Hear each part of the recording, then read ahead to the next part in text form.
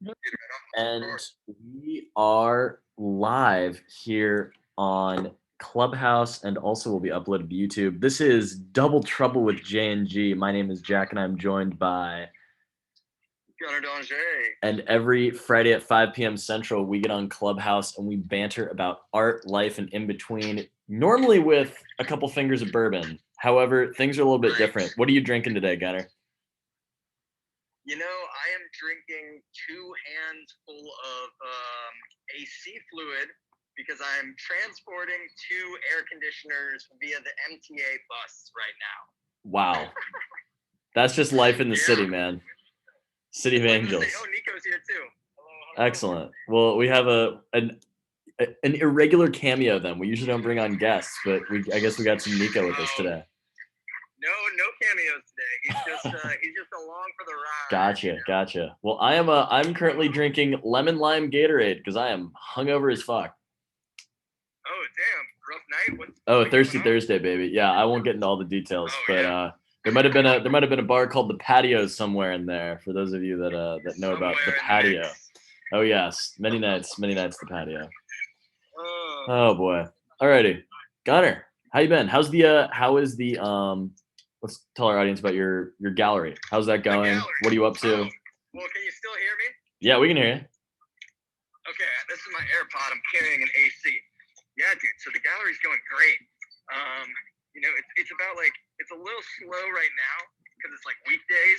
Sure. But we get one person in every day that's just like a heavy hitter, you know? Oh, so okay. An art critic come in the other day. Wow, an art critic. Show. That's cool. Yeah. So is that published somewhere? Can people find that like in your Instagram bio or something? Eventually. Well, she's got to write it first. So a whole bunch of layers, and steps. Layers, man. Layers are, you know what else is like layers is references are like layers. They're always. Oh yeah.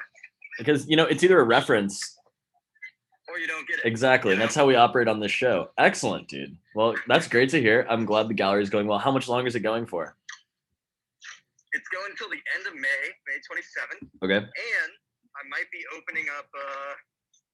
Oh my God! Wait, I might be opening up my solo shows. Oh wow. My God! Did we just miss the bus? Oh, we just missed the bus. That would be heinous if we missed it. Oh no.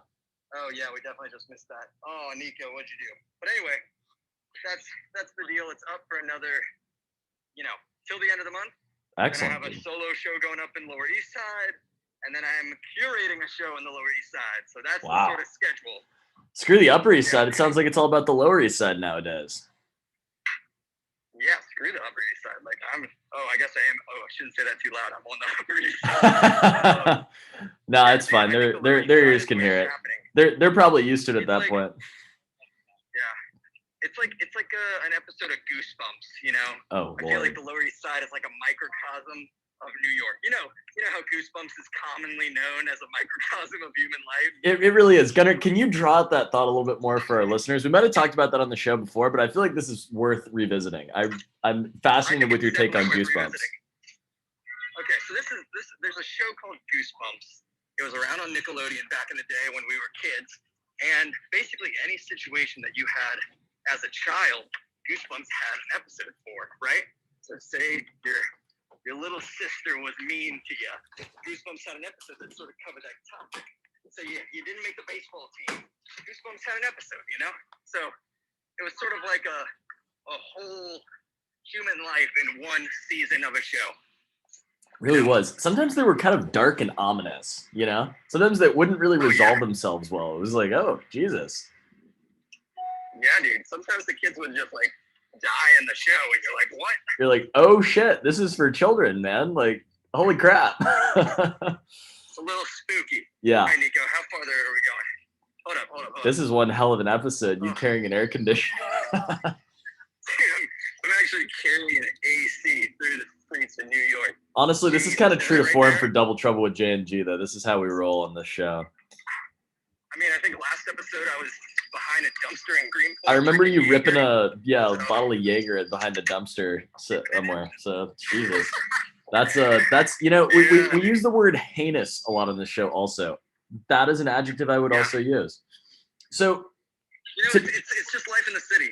That's really just life in the city. That's also either a reference or you don't get it. So sick. Right. Alrighty. I wanted to do, so we had probably a couple months ago at this point, we did a music themed show, and I wanted to do something similar now because I got some fun stuff to talk about with some of my favorite artists. I know you always got fun stuff to talk about with some of your underground indie shit that we love. So let's just jump right into it, dude. What do you say? Tell me, oh my God, are they stopping right there? Anyway, do you got any music or anything that you'd like to share? What were you thinking about? I was thinking today about a man named John Mayer. When were you not thinking When was I not thinking about John Mayer? John Mayer is dropping an album, or there's a single, I think, coming end of the month maybe, and then, well, there's rumors, and then there's probably an album coming this summer. So I'm very, very excited. So sick. I mean, this guy's in his 40s. He's had a whole music career, platinum on platinum on platinum, and all these freaking records that he sold. Yeah. And here comes another album. And apparently, some people are saying this is his best work yet, that's certainly something, because Continuum was an absolute banger all the way back in 2006. That has like Gravity, Slow Dancing, and Burning Room. Everyone knows these songs, unless you've been living under a fucking rock or something. But some people are saying this is his best work, and this is his coming back into the limelight. So I'm extremely excited for the new album. It sounds I feel like it sounds kind of synth. There's like he's doing one track where it's sort of the like synth line from Africa by Toto is playing over, and he's playing guitar over the synth line, and it sounds absolutely righteous. I mean, talk about freaking creative genius, because everyone loves Africa. I mean, like, you really have to be living under a rock to not love that song. So I think I'm excited. I think I bet it rains down there. Yeah.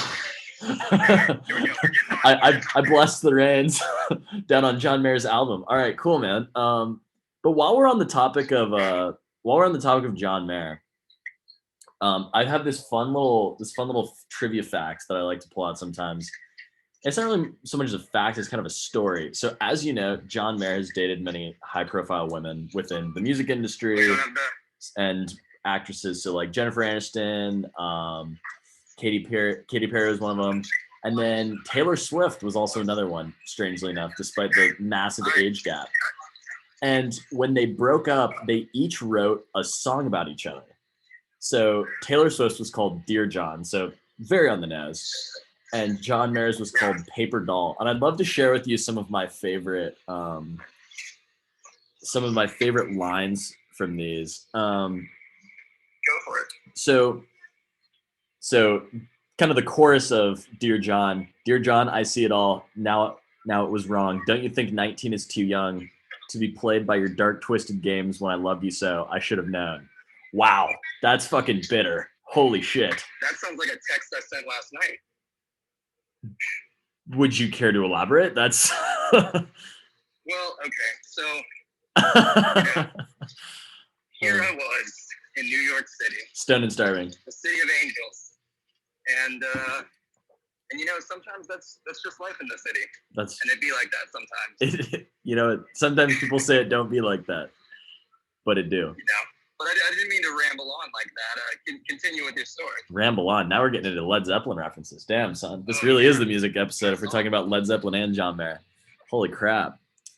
So this is my favorite now lyric from Paper Doll, which is pretty on the nose. I mean, it doesn't mention Taylor Swift by name, but you can guess. You're like 22 girls in one, and none of them know what they're running from. Was it just too far to fall for a little paper doll? I mean, holy fuck, dude. Little reference to her music in there. Little oh my god, yeah. Some like schizophrenia or some shit. Like allegedly, I don't think Taylor Swift's schizophrenic. Were they ever seeing each other? Oh, definitely. This is the breakup songs from each side, which is nuts. And it's also nuts that they each dropped albums right after breaking up with each other. I see. Now, does she write music too? I thought a lot of her stuff was written for her, but evidently this one was not. Because holy smokes. Well, how about that? Two artists coming together. Yeah. Katy Perry also sang on one of John Mayer's tracks on the same album, which is fucking wild. Is the Hatchet buried? I'm sorry, what was up? Is the hatchet buried? I don't know. I think he fucked over a lot of people. I'm not saying John Mayer's a good guy. I just really like his music. So maybe it's good that he's like perpetually single. I don't know, mate. I don't know. But anyway. So Gunnar, I need to have your perspective on this. Who are a couple like sneaky, really awesome musical artists that are kind of up and coming right now? Sneaky musical artists who are up and coming. So like specifically maybe in like your indie scene and stuff that you're more involved in. Yeah. Okay, well, there's this band named Ice Age, which I think is going to be huge. They're already sort of becoming huge. So what's kind of their trademark style? Yeah, it's interesting because they started off as like proto-punk. Okay. And they've sort of dipped into a bunch of different genres. Their next album was more like jangly and country hinge. Huh. And this most recent album is more like arena rock. But it's all sort of based in that proto-punk. And the dude's from like, I don't know, like Norway or something. So he's like got a really cool accent. That's awesome, dude. That's awesome. So how do you find these bands, just for the benefit of all of us to learn how Gunnar develops his musical taste? Yeah, this is a really good segue into like a little thing. So I do what I call like the Spotify plunge. And this is what I do. I go into Spotify and I go like artist to artist related artists and find the artists that I like through that. But what I'll do is I'll only listen to about 10 seconds of the song and I'll skip to the 1 minute 23 second like mark. This is fascinating. And, like, listen right into there. Yeah, it's like once you hear that, then you can sort of get a sense of the chord progression of how the song builds, what it builds up to, and 3 clicks through the song and you know the song. And so that's how I find most of my music. Add it to a playlist, get a theme going, and then just sort of build around that theme. Fascinating, dude. Damn, I was not expecting that specific. So you said 1 minute and 23 seconds. How did you ever arrive on that number? Right. It's usually about a third, right? Just okay. To make a White Russian, my favorite. Oh my god, we could talk about White Russians for hours, dude. Those things are fucking awesome. You're damn right. The Lord's drink. Right when I get home. Absolutely, baby. So this is what you do. You go in, and the first click is going to be a third into the song, right? Okay. You press play first off at the beginning of the song, just to see if it starts off with a beat. Sure. Or if not, if it drones. Sometimes I don't like songs that wait too long to start. I can't stand that shit. Like that. Yeah. Can't stand it. Anyway, so you do the next click right at a third of the song. So this time you've gone through the first verse, and maybe you're hitting the chorus right now. Okay. Then one more click towards the end. You're gonna see, is the song the same thing? Oh well, a little loud. You're gonna see, is the song the same thing throughout the entirety of the song, or does it get to a place, is there a change up, And and that's all you need. That's all the info you need. Okay. The rest you can have at your own time, Now, what if you pick the one song of a band that sucks? It's just like a trash song, and you fucked up. You picked the wrong song. Do you listen to a couple songs and give them a chance? Yep. You gotta go 3 songs depending on how you like. If it's something like The Voice, is not something you can get over. So The Voice, you can listen to one song, you'll be like, okay, not it. Yeah, this person is a shrill, nasally, fucking whack-ass voice. Yeah, absolutely not investing my time and energy in these artists. Not every song has that hit factor. And so you wanna find those hidden gems that do. Sure. So when I find a band I really like, I'll go through their entire discography, listening to every single song like that, and find all the songs I like. It's not a bad freaking plan, dude. That's pretty nice. Yeah. I find that I find that if I've listened to like 3 songs and I'm not of any band and I'm not like vibing with at least one of them, it's probably not. Yeah. There's not a good chance of it. And do you just stick to like the top 5 on Spotify? That's what I usually do. Is I'll just stick to those kind of top 5 or 10 to see if I'm checking something out. Because if their bangers aren't good, doing a deep dive, not gonna be not gonna be good. That's a very fair point. So I mean, some bands though, to be fair, I think particularly the Black Keys, if we want to name names here, particularly the Black Keys have excellent hidden gems. Holy smokes, dude. I mean, talk about a band with range too. Jesus. Well, it's like they started one place, they sort of built into another place, and their hits are all like great. But if you go down to their origin and like dig it's muddy. It's muddy, it's distorted, it's like scruffy. But if you dig through it, you'll find some fucking hidden shiny gems. So with you. I'm so with you. I don't even think Lonely Boy's in like the top 5. Like it's their most. I'm just looking at their Spotify now. It's their most played song. I don't even think that's in their top 5 best songs. You have to dig pretty deep to get to like Leaving Trunk, you know? Dude, Leaving Trunk is fucking awesome. I love Leaving Trunk. It definitely has that. Strange Desire. Intangibles. Strange Desire is an absolute banger. I mean, that is maybe. I would encourage all of our current listeners, past, present, and future, to check out Strange Desire. This song fucking slaps, dude. Well, here's a good little tie-in. They just released a new album that's covering 2 songs by like Junior Kimbrough, who's like one of their early influences. They had that, you know, the one with like the smoking revolver, that album cover. Yes, I'm actually looking at it right now. It's like all psychedelic and Yep. So that's like all pretty much covers of Junior Kimbrough.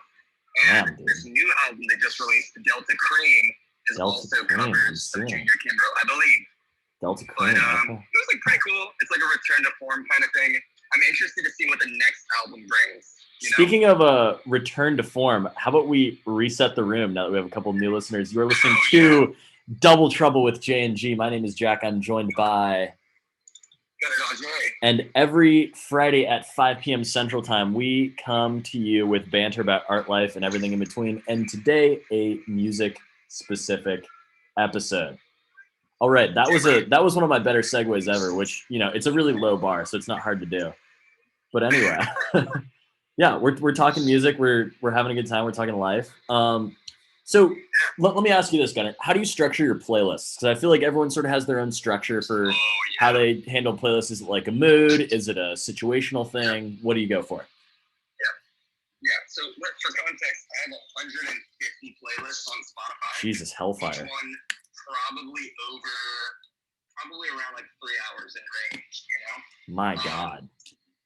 And so I have so much music that it's very important that I categorize each playlist by vibe and by type of music that I want, right? Gotcha. There's some where it's like a situation kind of thing, like this is for when I'm running the gallery, right? Okay. But then there's other things where it's like, this is me at home. I want to listen to lo-fi hip-hop.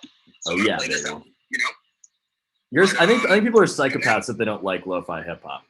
Like, you have to be crazy. Yeah. But anyway, please continue. I think people like really get into like metal because it has this whole lore to it. You know, I'm not into metal, but like it has this whole mythology. Yeah. And I think lo-fi hip hop is going to be that up and coming like sort of because everyone listens to hip hop and everyone listens to rap, but lo-fi hip hop I think has this sort of mystique and maybe a mythology to it that can be bought into in a cultish way.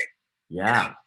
Absolutely, dude. No, that's very interesting you say that about metal, because people that I know that are metalheads are like metalheads. You're either in or you're out. Metal.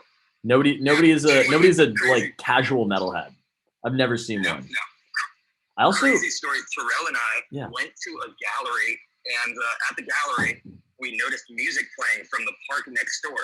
We went into the park, and there was a full metal concert going on. Damn, that is awesome, dude. Were they like long hair, like headbanging and like just jamming? What was the energy they were bringing to the table? Craziest thing is that these dudes had all been like aged, and now they're in their 40s and 50s. Oh God! And so they were all like balding, you know? Oh God! Oh God! And it was amazing. And they're like the human version of faded tattoos. About COVID. They were like, don't trust what the government tells you. Like, not all doctors are truthers. Oh my God. Oh my God, dude. Yeah, like I was saying, it's like the human version of a faded tattoo, dude. Like, these people are faded tattoos of people. Yeah, dude. But I mean, that's kind of like the whole punk thing, right? Like punk rock used to be, you know, it used to be Green Day, right? And that kind of stuff, right? It used to be like, fuck the government, man, fuck Bush, you know, and that was their whole shtick. American idiot, man. And I kind of miss that in like the punk scene. Yeah. I do miss that. What were you saying? I think maybe hip hop has some of those vibes in it right now. 100%. There's very like There's like an interesting rebellious streak that like good music generally has. You're muffled. Oh, I'm muffled? How about now? Now you're good. Okay. Now you're good. Yeah, there's this interesting rebellious streak that good music often has. And I don't know what it is, but I mean, like you can go back to like you can go all the way back to, I feel like, the 60s for this. Like like nobody now would say Woody Guthrie's "This Land Is Your Land" is like edgy or rebellious in any way. But I mean, like, he's like a pot smoking hippie, right? Like, nobody liked him back in the 60s. That was like mainstream. I mean, he was for the you know, acid dropping hippies, man, in like San Francisco and shit. That was his vibe. Yeah, dude, dated back to like Johnny Cash, or even like the jazz musicians in New York who were smoking pot. And, you know, yeah, dude. Like, there's always been. Louis Armstrong was a total pothead. Yeah, total pothead. You know what he said? He has a crazy quote. He said, you know, he was like, if I don't, he was like, oh my God, he was like, if I don't smoke marijuana again, I'll never play the trumpet. Damn. Something like that. Damn. Do you think he was just blazed out of his mind every time he got up there and blasted on the trumpet? You know, I think he's a little bit full of hot air. Oh God, that was terrible. This show's standards are low, but that was, wow. Woo! Holy smokes, mate. Oh, that's hilarious.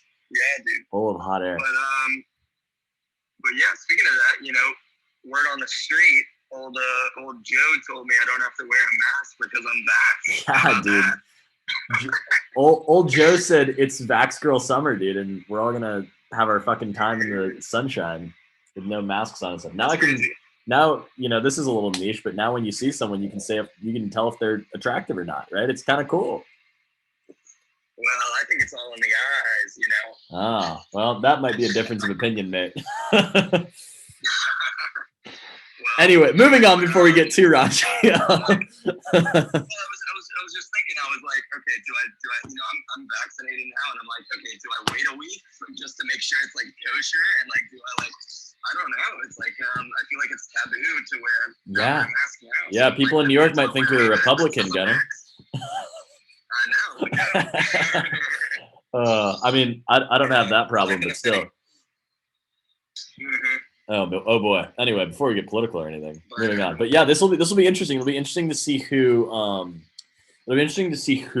continues to wear a mask and who chooses not to, because it's absolutely like voluntary at this point. Essentially for fully vaccinated people. And once everyone, essentially, I would say by June, right? Pretty much everyone that you know will be fully vaccinated and will have had their second dose for at least a couple weeks. And that's kind of it, right? I mean, Corona's now canceled. Yeah. The CDC themselves said it. Corona has been canceled. Wow, dude. Yeah, speaking of canceling, when was the last time you were canceled, Gunner? I'm fascinated to see this. Have you ever been canceled? I have. It was at the beginning of quarantine. Someone threatened me and tried to get me to Venmo them. And if I did not, they said they would out me on social media and post that I did not Venmo them. Wait, what?